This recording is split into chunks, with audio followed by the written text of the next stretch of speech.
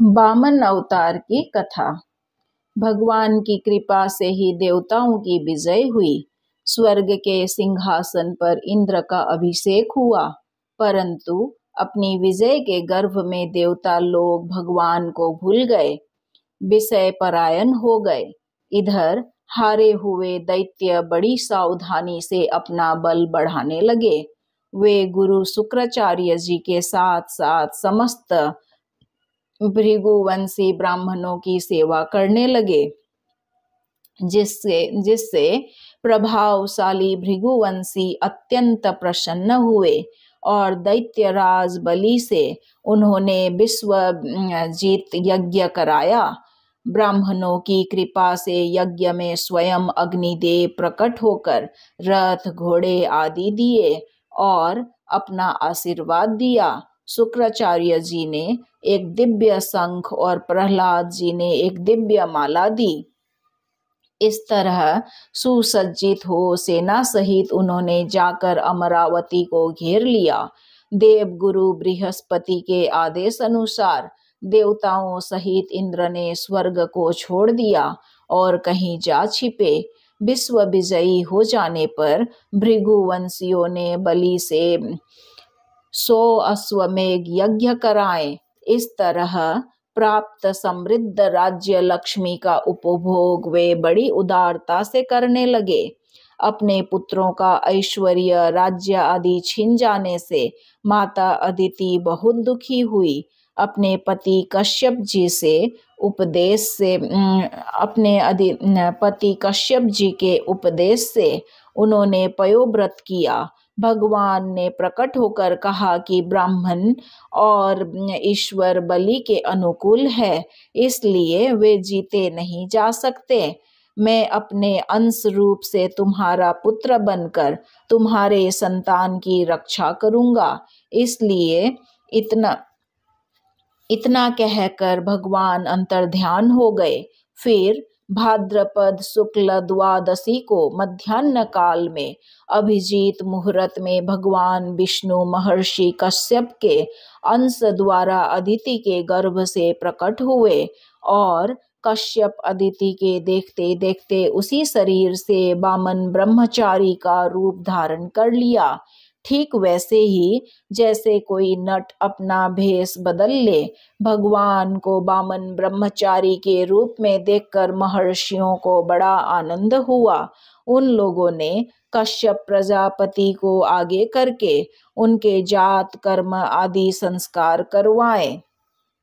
जब उनका उपनयन संस्कार होने लगा, तब सूर्य ने उन्हें गायत्री का उपदेश दिया। बृहस्पति ने यज्ञोपवीत और कश्यप ने मेखला दी। पृथ्वी ने कृष्ण मृग चर्म, वनस्पतियों ने स्वामी चंद्रमा ने दंड, माता अदिति ने कौपिनी और उत्तरीय वस्त्र, आकाश के अभिमानी देवता ने छत्र, ब्राह्मण ने कमंडलू, सप्तऋषियों ने कुश और सरस्वती ने रुद्राक्ष की माला समर्पित की। कुबेर ने भिक्षा पात्र और साक्षात जगन्माता अन्नपूर्णा ने भिक्षा दी। इस प्रकार उनकी ब्रह्मचार्य दीक्षा पूर्ण हुई। उसी समय भगवान ने सुना कि सब प्रकार की सामग्रियों से संपन्न यशस्वी बलि भृगुवंशी ब्राह्मणों के आदेश अनुसार बहुत से अश्वमेध यज्ञ कर रहे हैं। तब उन्होंने वहां के लिए यात्रा की। राजा बलि नर्मदा नदी के उत्तर तट पर भृगु कक्ष नामक क्षेत्र में भृगुवंशियों के आदेश अनुसार एक श्रेष्ठ यज्ञ का अनुष्ठान कर रहे थे। ठीक उसी समय हाथ में छत्र, दंड और जल से भरा कमंडलू लिए वामन भगवान ने अश्वमेध यज्ञ के मंडप में प्रवेश किया। वे कमर में मुंज की मेखला और गले में यज्ञोपवीत धारण किए हुए थे।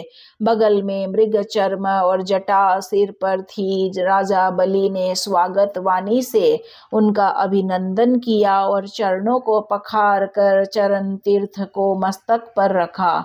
फिर बटु रूपधारी भगवान से बोले, ब्राह्मण कुमार, ऐसा जान पड़ता है कि आप कुछ चाहते हैं। आप जो कुछ भी चाहते हैं अवश्य ही वह सब आप मुझसे मांग लीजिए। भगवान ने प्रसन्न होकर बलि का अभिनंदन किया और कहा, राजन, आपने जो कुछ कहा वह धर्ममय होने के साथ साथ आपकी कुल परंपरा के अनुरूप है। फिर यह कहकर उन्होंने बलि के पूर्वजों का यशोगान किया। बलि के पिता विरोचन की उदारता, पितामह प्रहलाद की भक्ति निष्ठा, प्रपितामह हिरण्यकश्यपु हिरण्याक्ष के अमित पराक्रम की प्रशंसा और बोले, मैं केवल अपने डग से 3 डग पृथ्वी माँ चाहता हूँ। बलि जी हंसने लगे। जथा दरिद्र विभूत तरूपाई, बहु संपत्ति मागत सकुचाई।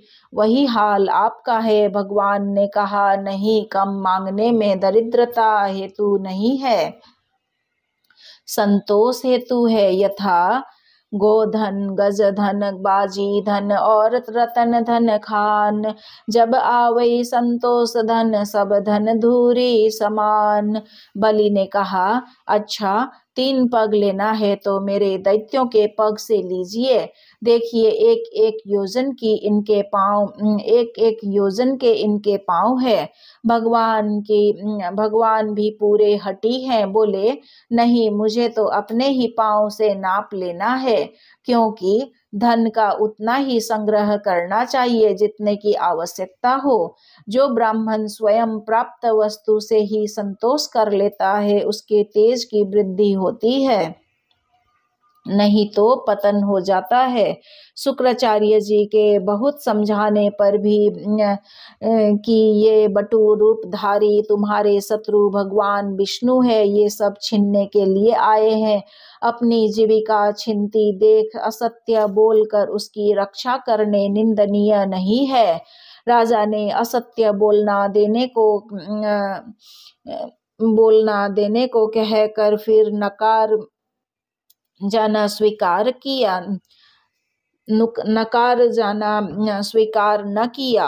तब शुक्राचार्य जी ने बलि को राज्य भ्रष्ट होने का शाप तक दे दिया, तो भी महात्मा बलि अपने निश्चय से हटे नहीं और हाथ में जल लेकर 3 पग पृथ्वी का संकल्प कर दिया।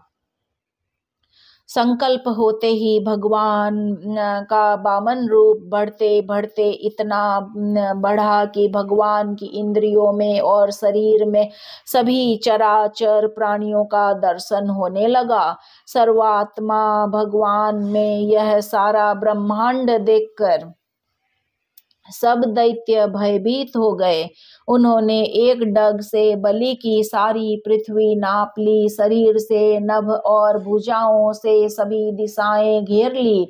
दूसरे पग से स्वर्ग नाप लिया। तीसरे पग रखने के लिए बलि की कोई भी वस्तु ना बची। भगवान का दूसरा पग ही ऊपर को जाता हुआ महर लोक, जनलोक और तप लोक से भी ऊपर सत्यलोक में पहुंच गया। श्री ब्रह्मा जी ने विश्वरूप भगवान के ऊपर उठे हुए चरण का अर्घ्य पाद्य से पूजन और प्रक्षालन किया। ब्रह्मा के कमंडलू का वही जल विश्वरूप भगवान के पद प्रक्षालन से पवित्र होने के कारण गंगा जी के रूप में परिणत हो गया। बलि के सेनापतियों ने यह जानकर कि यह भिक्षुक ब्रह्मचारी तो हम लोगों का बैरी है, जो अपने को छिपा कर देवताओं का काम करना चाहता है, और राजा तो यज्ञ में दीक्षित होने से कुछ कहेंगे नहीं, वामन भगवान पर अस्त्र चलाया, पर भगवत पार्षदों ने देखा उन्हें खदेड़ा। बलि ने दैत्यों को समझा बुझा कर लड़ाई करने से रोक दिया। भगवान का इशारा पाकर गरुड़ ने वरुण पास से बलि को बांध लिया। तत्पश्चात भगवान बलि से बोले, 2 पग में तो मैंने तुम्हारी सब पृथ्वी और सब लोगों को नाप लिया।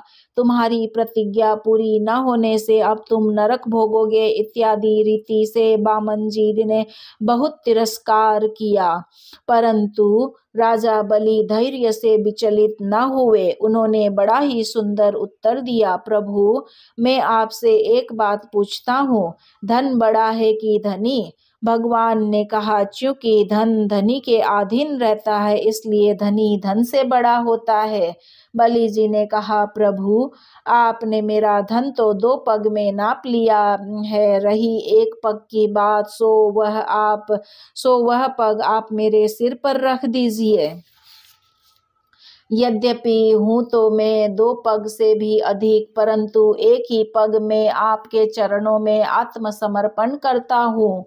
भगवान बहुत प्रसन्न होकर ब्रह्मा जी से बोले, मैं जिस पर बहुत प्रसन्न होता हूँ उसका धन छीन लिया करता हूँ। मैंने इसका धन छीन लिया, राज्य पद से अलग कर दिया, तरह तरह के आक्षेप किए, शत्रुओं ने इसे बांध लिया, भाई बंधु छोड़कर चले गए, इतनी यातनाएं इसे भोगनी पड़ी। यहाँ तक कि इसके गुरुदेव ने भी इसे शाप दे दिया, परंतु इस दृढ़ व्रती ने प्रतिज्ञा नहीं छोड़ी।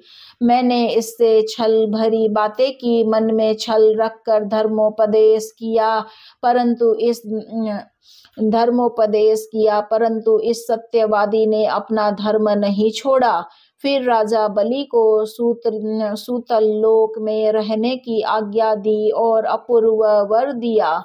राजा बलि के आप द्वारपाल बन गए। इस तरह भगवान वामन ने बलि से स्वर्ग का राज्य लेकर इंद्र को देकर अदिति की कामना पूर्ण की और स्वयं उपेंद्र बनकर सारे जगत का शासन करने लगे। वामन अवतार भगवान की कथा यहाँ पर संपूर्ण होती है।